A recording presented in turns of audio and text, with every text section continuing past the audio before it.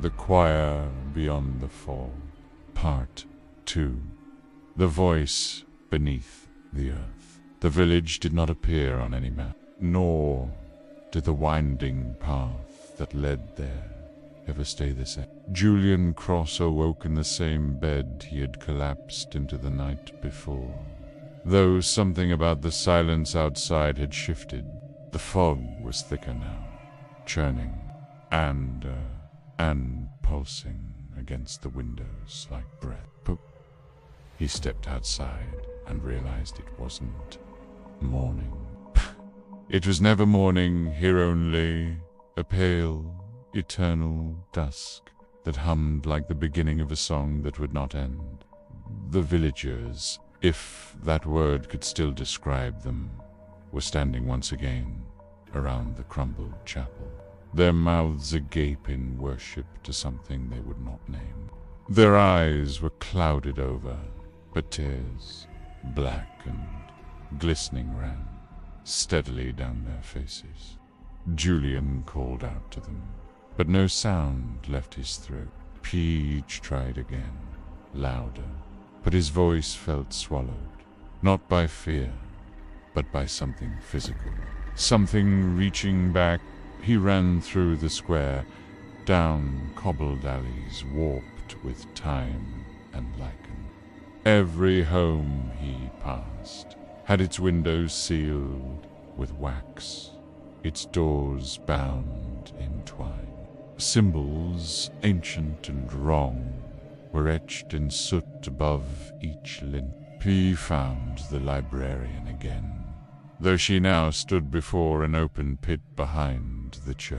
"The choir grows," she said without turning, "but its voices must be tuned.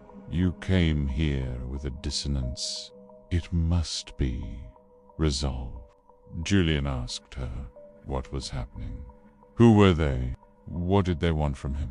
But she only turned and placed a single pale finger to his lips. "The soil remembers," she whispered. "Brew," and the song below it yearns. They forced him into the pit. It wasn't violent, it was reverent, as if the ritual demanded calm surrender. He descended into the earth by an ancient stair, spiraling into blackness. Candles lined the descent, though none burned with flame, only glowed softly, pulsing in rhythm with the fog above. At the bottom, a chamber awaited. It was circular, domed, and impossibly vast.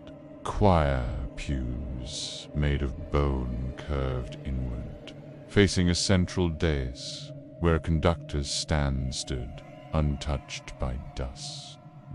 The stone walls were carved with mouths, hundreds of them wide open in eternal song. No bodies, just the mouths, singing without breath. Their sound was not heard with ears, but felt in the marrow of the bones. A low, harmonic drone that vibrated thoughts, loose from the mind. Julian dropped to his knees. Feast or flesh is not. Memories, but invasions. A cathedral with no ceiling, just stars swirling in impossible constellation.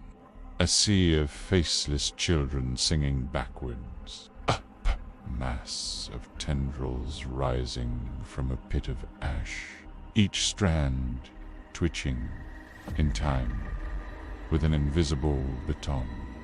Then came the voice.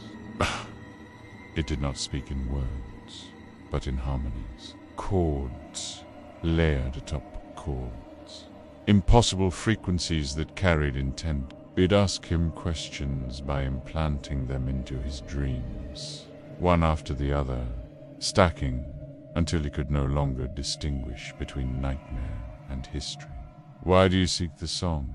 Do you wish to hear what gods whisper when they sleep? Will you become a note in the eternal verse? He awoke standing at the conductor's podium. In his hand was the baton. brews were filled, now not with villagers, but with others like him, dreamers, wonders, each mouth agape, each pair of eyes weeping black. The choir was ready. He was to lead. He dropped the baton. The sound it made rang forever. The chamber darkened, and the voice of the earth rose not in anger, but in celebration. The forgotten melody, the one buried beneath the consciousness of men, resumed. Julian was no longer Julian. He was stone.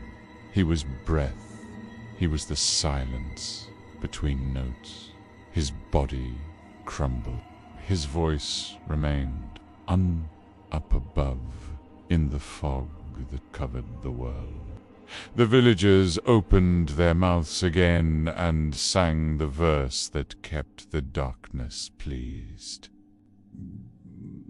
Their harmony held the thin veil intact, that fragile barrier between dreaming and waking. Fire, and far beneath the earth, the choir grew by one